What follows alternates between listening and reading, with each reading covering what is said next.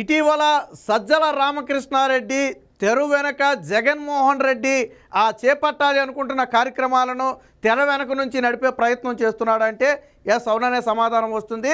Media కంట కూడా పడకుండా ఇటీవల సజ్జల రామకృష్ణారెడ్డి గుంటూరు జిల్లా జైల్లోకి వెళ్ళి ఒక వ్యక్తిని కలిసి వచ్చారు అనేది ఇప్పుడు ప్రధానంగా చర్చనీయాంశంగా మారింది.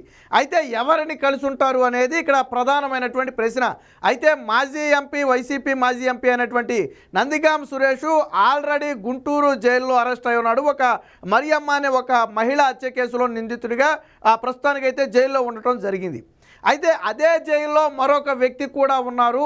ఆ వ్యక్తిని కలవటానికే వెళ్ళుంటారు అనేది ఇప్పుడు నడుస్తున్నటువంటి చర్చ. ఆ వ్యక్తే విజయపాల్.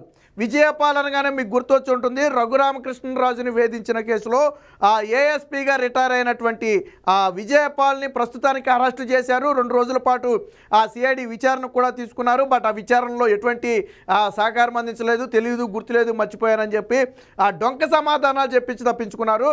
మరొక 5 రోజులు అడిషనల్ కస్టడీ కావాలి, మాకు సహకరించలేదని చెప్పి సిఐడి పిటిషన్ కూడా వేయటం జరిగింది.